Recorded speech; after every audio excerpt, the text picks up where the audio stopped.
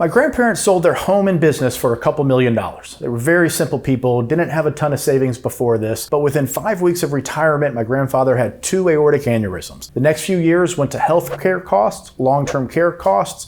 A downturn in economic conditions caused some of the high interest rate paying vehicles that they were relying on to drop the interest rates, so their income was more than cut in half. This experience led me to become a retirement planner, someone focused on financial advising, but with the specialty in the retirement arena. I've sat with thousands and thousands of families over the course of my career, and that experience, combined with what happened to my grandparents, led to the creation of what we call the Retirement Success Plan here at Oak Harvest Financial Group.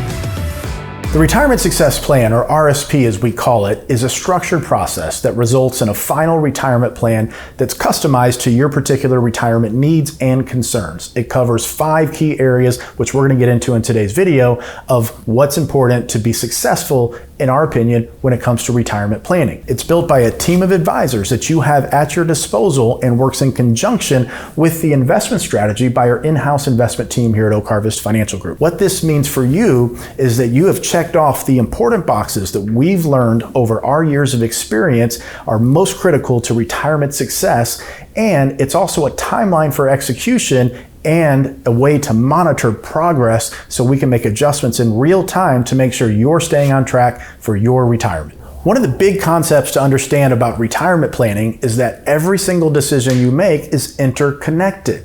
When you take Social Security, how much you spend in retirement, from which accounts you withdraw from. All of these impact your account balances. All of these impact how long your money will last and how much income you'll have to spend. These are the big questions that we have in retirement. Do I have enough? How long will my money last? If something happens to me, will my family be okay? How do I pay less tax? All of these things are interconnected. So a lot of times we see people come in for the first time and they're 1 year, 2 year, 3 years into retirement and things are going swell and they feel like they're okay. And a lot of the times that is true. But what's happening is they're setting down a particular path. Every decision that you make sets you on a certain trajectory. Oftentimes in the first couple of years of retirement, we don't have enough visibility into how the decisions we're making today are impacting the trajectory of our expected account balances. Things oftentimes can feel like they're going well, but we don't have that visibility to quite see, hey, am I on the right path, or could I be making better decisions that puts me onto a better trajectory? Let me show you what I mean. So we see here, this is a plan as it currently stands, is at 81% probability of success. Now 81% isn't a bad number. Can it be improved? Most likely.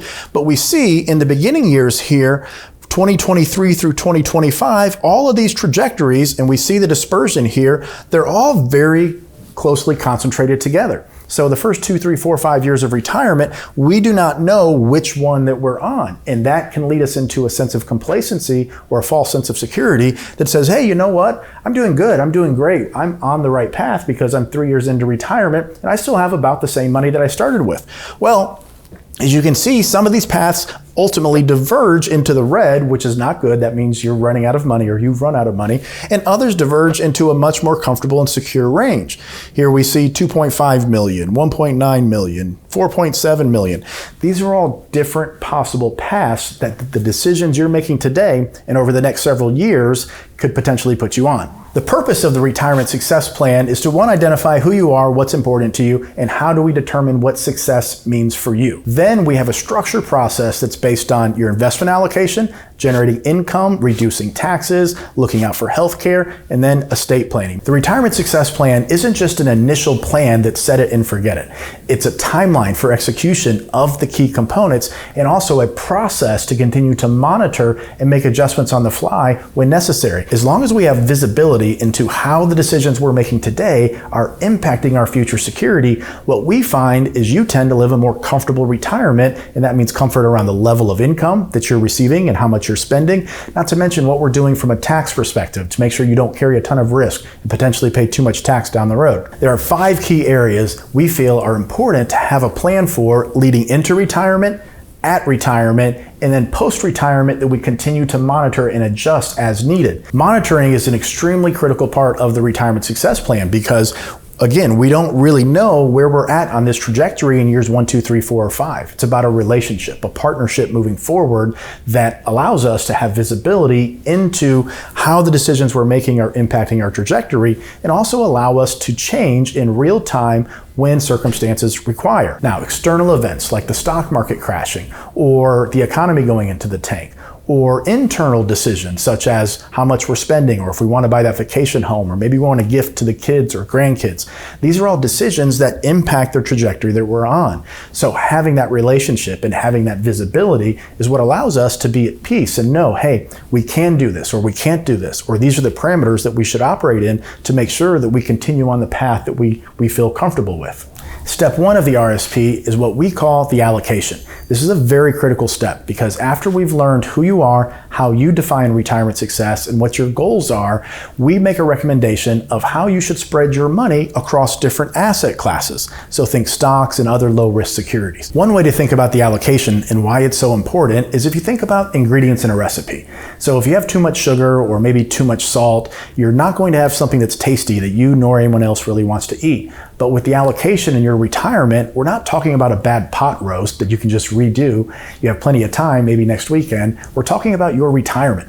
And with the wrong ingredients or the wrong allocation, you could possibly run out of money. Maybe you have to go back to work. Maybe you don't have enough money to help pay for healthcare expenses for you or your spouse. Maybe there's not enough to take care of your surviving spouse. So this is a very critical step in the process, and that's why it's step 1. The framework that we use to build your allocation is what we call the core 4. So we have the peace of mind pillar, we have multiple streams of income, we have the growth pillar, and then we have the defense or alternative pillar. Some of our clients have money spread across all of the core 4, and for other clients it makes sense to just have 2 or maybe 3 pieces of the core 4. But that's the framework that we use based on your goals and your circumstances to build out the allocation for your retirement. Step 2 of the RSP is the income planning process. So we want to see multiple streams of income in retirement. We'd like to live off interest as much as possible, not get into that principal, but we also want to know where our income is coming from. Is it coming from the retirement accounts? Is it coming from the non-retirement accounts? Because in retirement, where you withdraw your income from determines how much tax you pay. And also, instead of having just a static 4% rule, we want to have a more dynamic plan, a plan that adjusts our income either up or down